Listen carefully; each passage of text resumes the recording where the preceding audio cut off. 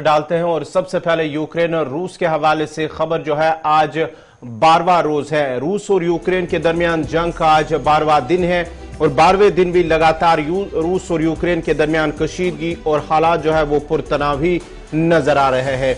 Shelling, Fizaia बमबारी के साथ साथ जो है जमीनी फौज की जानिब से भी गोलियों का तबादला लगातार जारी है। शहरी हलाकतों के साथ साथ फौजियों की हलाकतों का सिलसिला भी जारी है, जहां पर कई अहम शहरों की तरफ रूसी फौज की जानिब से पेशकदमी की गई है। पावर प्लांट्स को तबाह किया गया है। कई पावर प्लांट जो न्यूक्लियर पावर प्लांट्स हैं उन पर कब्जा किया गया है, शहरों पर भी कब्जा किया है। उसके साथ साथ ही रूसी फौज की जानिब से पेशकदमी भी की जाने, लेकिन दूसरी तरफ से रूस और यूक्रेन के दरमियान आज तीसरे दौर की बातचीत होनी है। बेलारूस की सरहद पर आज रूस और यूक्रेन के दरमियान मुलाकात होनी है। तीसरे दौर की 2 बार मुलाकात हुई है, लेकिन दोनों बार बेनतीजा साबित हुई हैं। दूसरी तरफ से मुत्तदिद ममालिक के लोग अभी भी वहां पर फंसे हुए हैं। मुख्तलिफ शहरों के अंदर जो सोमी इलाका है वहां पर जहां पर शेलिंग हो रही है इस वक्त, जहां हालात बड़े पुरतनाव नजर आ रहे हैं, जहां खाने पीने की चीजों की किल्लत भी हुई है, उस शहर में भारतीय शहरियों के साथ साथ मुत्तदिद ममालिक के लोग इस वक्त फंसे हुए हैं और माना जाता है कि वहां पर हालात पुरतनाव ही है। भारतीय शहरियों के इनखला और साथ ही साथ तालिब इल्मों का इनखला लगातार मिशन गंगा के तहत जारी है। तकरीबन 17,000 के करीब भारतीय शहरियों को महफूज मकामात की ओर मुंतकिल किया गया है और साथ ही साथ 700 से 1000 भारतीय शहरी अभी भी स्वामी शहर के अंदर फंसे हुए हैं, जहां पर हालात कशीदा है। उस शहर के अंदर उनको बचाने की कोशिश, उनको महफूज मकामात की ओर मुंतकिल करने की कोशिश जारी है। चलिए जनाब, यहाँ दिल्ली से भी खबर यह है कि वज़ीर-ए-आज़म की तरफ से भी यूक्रेन के सदर के साथ बात हुई है। एक तो बात यह आ रही है और दूसरी बात अब आलमी इदारे क्या कुछ कर रहे हैं। अमेरिकन एक्सप्रेस एक बड़ा इदारा है जी, खबर ऐसा इदारा है, उन्होंने अपनी नशरियात को बंद कर दिया। रूस बेलारूस के अंदर जो ऑपरेशन है वहां पर उन्होंने अपना सस्पेंड कर दिया है। एक तो ये इनका ही बड़ी खबर सामने आ रही है। दूसरी खबर जो इस वक्त दूसरी सामने आ रही है कि जो एफर्ट्स हैं यूक्रेन के न्यूक्लियर एसेट्स को सेफगार्ड करने के लिए इस वक्त कई आलमी इदारे जो हैं उन्होंने इस पर तशवीश का इजहार किया है कि जिस तरीके से रूस अब एटॉमिक रिएक्टरों और दीगर मामलात पर अपनी नजर बनाए रखे। सीधे चलेंगे जी रहमत कलीम के पास जो इस वक्त हमारे साथ है यूक्रेन रूस के बीच दिल्ली की सियासत पर गुफ्तगू करने के लिए। बहुत बहुत शुक्रिया रहमत ज्वाइन करने के लिए। इससे पहले कि आप खबर बताएं, नाज़रीन को यह भी बताते चले कि टिकटॉक ने रूस में लाइव स्ट्रीमिंग और नई वीडियोस अपलोड पर पाबंदी आयद कर दी है। समझ सकते हैं कि सूरत हाल क्या कुछ अपडेट आपके पास, क्योंकि खबर यह है कि जो यूक्रेनी सदर है उनकी वज़ीर-ए-आज़म के साथ फोन पर गुफ्तगू हुई है। मामलात फिर वही है कि जनाब अपील की गई है कि आलमी इदारों से कहा जाए कि अमन की कोशिश को और तेज किया जाए। क्या अमन होता हुआ नजर आ रहा है या आसमान से इसी तरीके से बम और गोले गिर रहे हैं? जी देखिए, बिल्कुल अमन की जो भी कोशिशें हो सकती हैं, चाहे वो किसी भी तीसरे मुल्क की तरफ से हो, वो कोशिशें की जा रही हैं जो भी मुमकिन है। हिंदुस्तान के वज़ीर आज़म की अब से थोड़ी देर बाद बात होने वाली है, अभी बात नहीं हुई है। वक्त तय किया गया है 11 बजे के आसपास का जब बातचीत होगी, लेकिन ये है कि इस बातचीत के जरिए जो हमें ज़राए से खबर मिल रही है कि भारत सरकार का ये कहना होगा या भारत सरकार ये कोशिश करेगी जल्द से जल्द बातचीत के लिए दोनों मुल्क बनफसे नफीस दोनों रहनुमा टेबल पर बैठे हैं। और यह सब भी हो सकता है कि सालसी के लिए अगर भारत की जरूरत है तो भारत इसके लिए भी तैयार है। हिंदुस्तान के वज़ीर आज़म ऐसी पेशकश कर सकते हैं, हमें जराए से यह खबर मिल रही है। साथ ही साथ ये भी कोशिश होगी जानने की कि जो हिंदुस्तानी यूक्रेन में फंसे हुए हैं उन्हें, जो खासतौर से सुमी का इलाका है जहां बमबारी मुसलसल हो रही है, उन्हें निकालने के लिए यूक्रेन हमें किस तरह के सपोर्ट कर सकता है। चूंकि रूस से बात हो चुकी है, रूस ने जिस तरह से सपोर्ट किया वो अलग कहानी है, लेकिन यूक्रेन में चूंकि फंसे हुए हैं वहां हिंदुस्तानी शहरियों की कुछ तादाद ऐसी है जिनकी जान को खतरा है, तो उन्हें जी कंटिन्यू तो उनकी जान को खतरा है, इसीलिए वो कोशिश कर रहे हैं कि कैसे वहां की सरकार के साथ मिलकर के बाज़ाब्ता तौर पर भारतीय शहरियों को निकाला जा सके। तो इस मीटिंग का या यूं कहेंगे फोनिंग गुफ्तगू का यही एक बुनियादी मुद्दा होगा कि बातचीत के जरिए ही मसले का हल निकाला जाए। तीसरे दौर की मीटिंग जब होने जा रही है उसके बाद भी कोई बहुत ही अहम फैसला नहीं होता हुआ दिखाई दे रहा है और वक्त गुजरता जा रहा है। 12वां दिन है, जंग जारी है, जंग जब हम आज बात पर है। कर रहे हैं ना कि बातचीत हो रही है, तो मेरे पास जो खबर इस वक्त जराया से सामने आ रही है, मुख्तलिफ जराया जिसकी तस्दीक कर रहे हैं कि रूस से मुज़ाकरात करने वाले यूक्रेनी वफ्द के अहम तरीन रुकन डेंस खरीफ को दारुल हुकूमत कैफ में गद्दारी के इल्जाम में कत्ल कर दिया गया है। ये एक बड़ा सनसनीखेज खबर आ रही है और यूक्रेनी वजारत दिफा का कहना है कि स्पेशल ऑपरेशन के दौरान 3 रजाकार हलाक हुए, जिसमें इनका नाम भी है। एक तरफ से अगर ये यूक्रेन की नुमाइंदगी कर रहे थे, रूस के साथ बातचीत कर रहे थे, दूसरी तरफ से ये कहा जा रहा है कि जनाब गद्दारी के इल्जाम में इन्हें मार दिया गया है।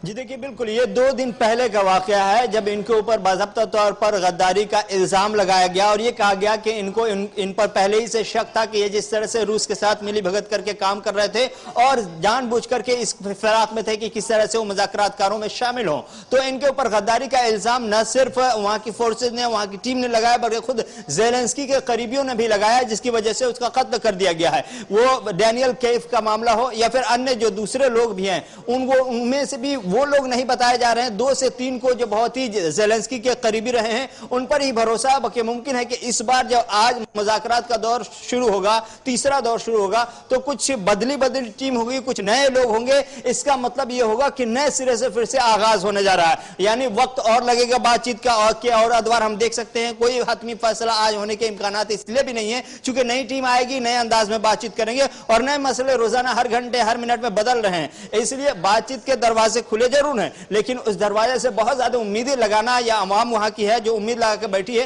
वो मुसलसल महरूम हो रही है, मायूस हो रही है। क्योंकि जो रूसी प्लान है उस प्लान के हिसाब से रूस जितना वक्त ले सकता है वो ले रहा है। उसके प्लान के मुताबिक उसे 20 दिन का वक्त चाहिए, जो डिमिलिटराइजेशन करना है 20 दिन का वक्त चाहिए पूरे यूक्रेन को जीरो लाइन पर लाने के लिए। वो अपने प्लान के हिसाब से बहुत ही अच्छे अंदाज में कोशिश कर रहा है और कामयाब होता हुआ दिखाई दे रहा है। अभी जो आज 12वां दिन है, 12वें दिन का जो प्लान है उसका कि हम अपने जितने हथियार हैं, बड़ी तादाद में हथियार कीव के आसपास पहुंचाएंगे। ये हमें बाज़ाब्ता तौर पर अंदर से इनपुट्स हैं कि जो प्लानिंग के हिसाब से काम कर रहा है वो प्लानिंग एकदम सटीक जा रहा है। ये तो 1-2 दिन में क्लियर होना कि जनाब यूक्रेन क्या नक्शे पर रहेगा, नहीं रहेगा, क्योंकि लगातार पुतिन साहब कह रहे हैं कि यूक्रेन नक्शे से खत्म होगा जी अब, क्योंकि वो मान नहीं रहे हैं। लेकिन मेरे पास जो बड़ा मामला है वो जब हम कल भी बात कर रहे थे कि IMF ने जो पेशन गोई की थी उसकी आज मैं देख रहा हूं कि कहीं ना कहीं ग्राउंड जीरो पर इंप्लीमेंटेशन है।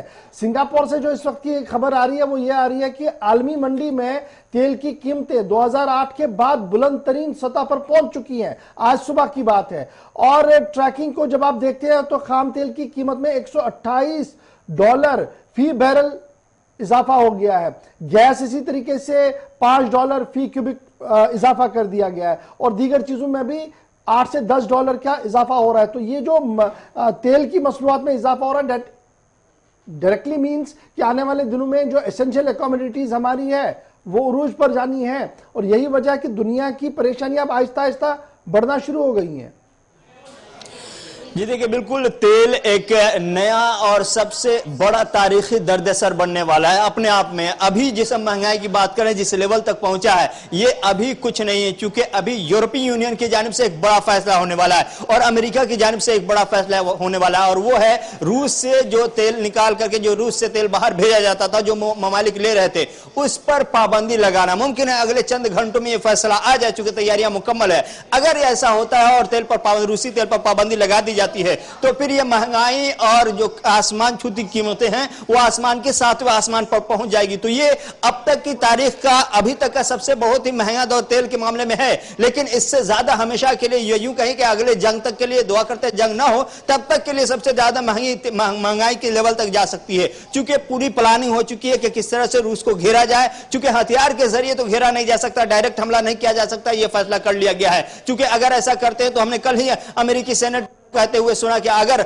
आप जाते हैं डायरेक्ट फौज लेकर के सपोर्ट करते हैं फौज के साथ तो इसका मतलब हुआ कि आप थर्ड वर्ल्ड वार की तरफ जा रहे हैं, और ऐसा नहीं होना चाहिए क्योंकि पूरी दुनिया के लिए खतरा होगा। लेकिन यहां पाबंदियों के जरिए आप जितना घेर सकते हैं घेरिए। नेटफ्लिक्स का आपने जिक्र नहीं किया, मैं नेटफ्लिक्स के बारे में बता दूं, उसने भी अपनी सर्विस बंद कर दी है, टिकटॉक ने बंद कर दी, बड़े बड़े मीडिया घरानों ने बंद कर दी। साथ ही साथ रूस के जो भी कंपनियां हैं बाहर, उन तमाम कंपनियों पर कहीं ना कहीं उन्हें ब्लैकलिस्ट किया जा रहा है, और वो जो जर्नलिस्ट जो बाहर के मुल्कों में काम करते थे, बाहर के, चाहे वो अमेरिका हो जापान हो, उन्हें भी ब्लैकलिस्ट किया गया, वहां पे से सस्पेंड कर दिया गया है। तो सिर्फ रूस के अंदर जो रूसी है वो परेशान नहीं इस जंग से, रूस के बाहर जो रूसी है वो भी इसको फेस कर रहे हैं। और ये सब कोशिश है कि किस तरह से रूस के कदम को रोका जाए, पीछे खींचने पर मजबूर किया जाए। लेकिन इन तमाम कोशिशों के बावजूद, इन तमाम पाबंदियों के, तो सवाल ही नहीं है, वो अभी दिख ही नहीं रहा है कहीं पर कि कोई नेगोशिएशन होकर फौजें जो है वो बैकफुट पर जाएं, और ये जो दारुल हुकूमत के बिल्कुल दहाने पर आ चुके हैं वो यूक्रेन के, वहां से वो वापस निकले।